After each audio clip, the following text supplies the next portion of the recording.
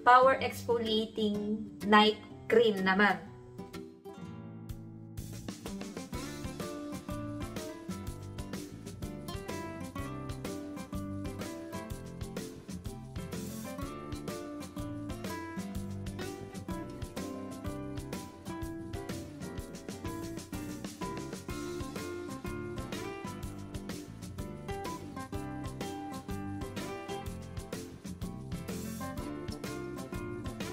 So, yun, night cream. Nakalimutan kong pindutin. Pero yan, na-spread ko na sa face ko.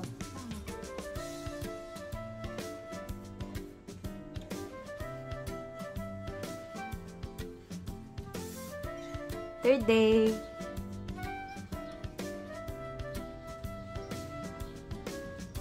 So, ang namamalat lang, yung mga parte na may tigyawat.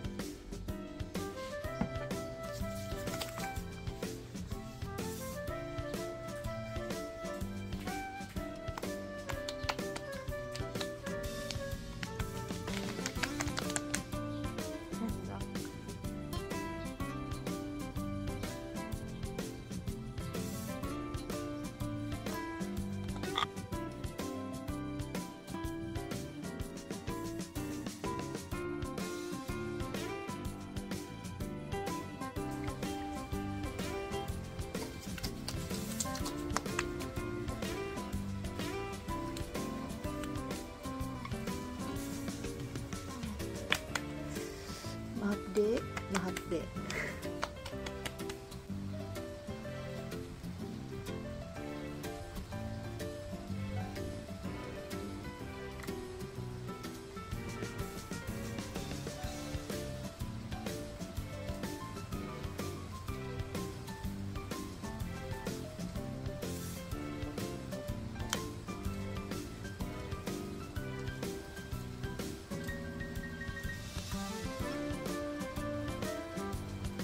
Pang-5 araw,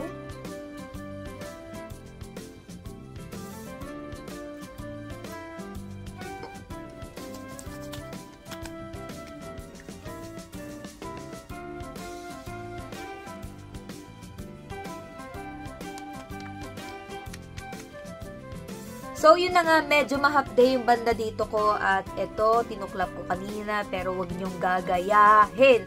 And napansin ko din banda dito sa area ko, hindi naman siya nagbakbak ng todo-todo, napaka-micro peeling lang niya. Pero ang napansin ko, naging dry.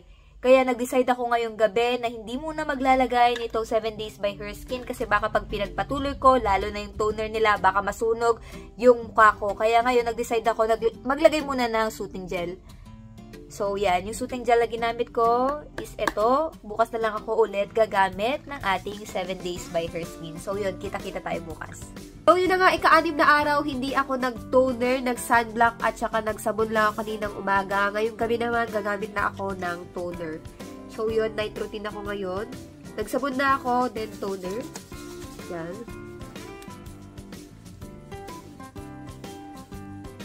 And, maglalagay ako ulit nitong exfoliating night cream.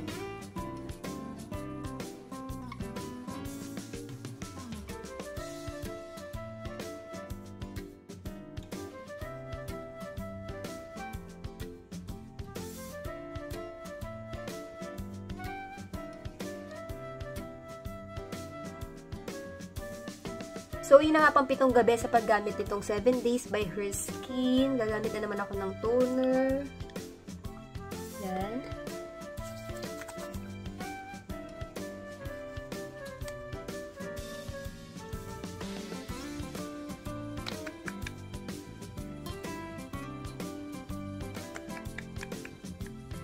Then, exfoliating night cream.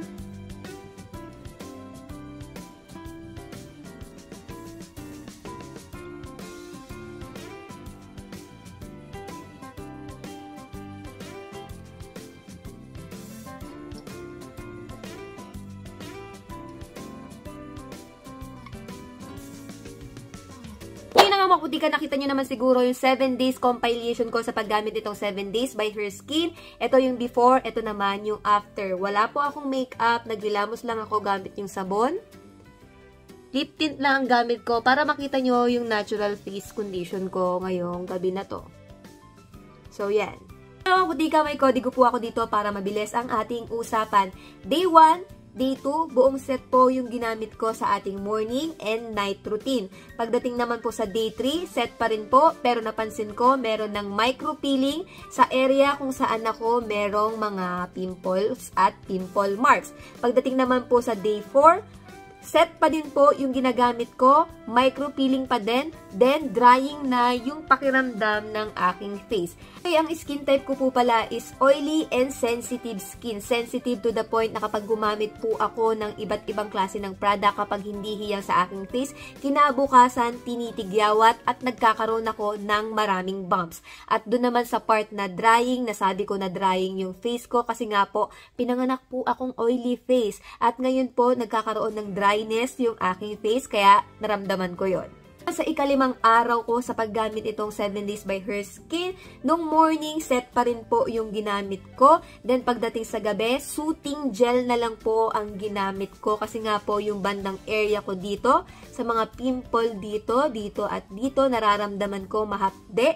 Pero kasalanan ko din po kasi nga po, pinilit kong bakbakin yung banda dito at dito. Kaya kung mapapansin nyo, namumula siya at medyo may pagkahapde. At banda dito naman, kaya naman nag-decide ako na buong mukha ko na ilalagyan ko ng soothing gel kasi nga po, drying na siya. At ayoko yung ganong pakiramdam, kaya binuo ko na yung paglalagay ng soothing gel. Pagdating sa aking ika-6 at ika-7 araw, ang ginagamit ko po sa aking morning routine ay yung sabon at sunscreen na lang. Pagdating po sa gabi, sabon, toner at night cream. Yes po, sa ika-6 at ika-7 po, gumagamit po ako ng toner sa gabi na lang. Magpunta tayo sa kanilang sabon. Ito po yung kulay, dalawa po ito, 260 grams. May scent din po ito. At ang masasabi ko dito, napaka-mild ng kanilang sabon.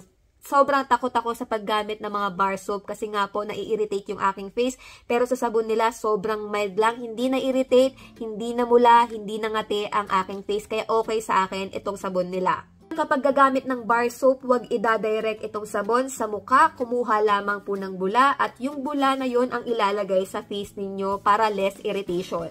Dito sa sunscreen, meron tong SPF 40. Very hydrating sa face. Kung makikita ninyo, yan, color white siya. Pero kapag blend ninyo ng maayos, yan, walang white cast. Kahit white yung kanilang sunscreen. Gusto ko din dito, SPF 40 na rin siya. So yan, ang ganda ng sunscreen nila. Naman dito sa night cream, hindi naman malagkit sa face, hindi rin mainit, walang irritation na naganap sa aking face sa paggamit nito. Ang problema ko lang talaga sa kanilang set is itong kanilang toner. Kung napansin nyo sa aking day 1 or something first time sa paglagay ng kanilang toner, namula na agad yung aking face. Merong burning sensation sa paggamit nitong kanilang toner. Sa ika-6 at ika-7 araw ko, ginagamit ko na lang ito once a day. Kaya kayo kung gusto nyo itry yung 7 Days by Her Skin, siguro gamitin nyo na lang ito every night or every other day para hindi masunog ang inyong mga mukha or something maalalayan nyo yung inyong mukha. Ewan ko, depende naman sa inyo yan kasi ako namumula talaga ang aking face sa paggamit ng kanilang toner. 7 days na paggamit ko nito, akala ko magkakaroon ako ng bonggang exfoliation tulad na nakikita ko sa ibang review. Pero micro-peeling lang naman, which is good sa akin yon. Napansin ko din na nawala naman yung ibang pimple marks ko, nawala din yung pamamaga ng napakalaki kong tigyawat dito. And yan, nakikita nyo naman siguro yung before and after, kahit papano meron naman pong improvement. Pagdating naman dito sa malaking pimples ko dito, hindi ko alam kung dahil sa produkto ito or dahil meron lang akong menstruation ngayon. Hindi ko alam. Kasi mag-isa lang at kahapon, tignan nyo yan.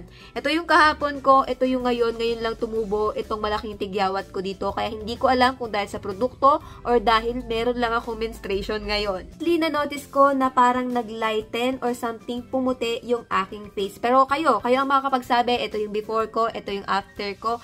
And i-rate ko na nga ito kanilang 7 Days by Her Skin. I-rate ko po ito ng 7.5 over 10. Yes po, 7.5 kasi nga po, 7 days pa lang naman at hindi pa 100% visible yung effect nito sa aking face. Kasi 7 days pa lang. Malay nyo sa mga susunod na araw, magbago pa. So, yun lang mga kabutika yung gusto kong i-share sa inyo sa araw na ito about her skin experience. Sa mga nakasubok na nito, mag-comment naman kayo sa baba kung ano yung mga na-experience ninyo para magbigay tayo ng information sa mga taong gusto pang sumubok ng produktong ito. So, yun lang mga kabutika. Don't forget to like, comment, and subscribe. Yun lang. Kung may mga katanungan, mag-comment lang po. Bye!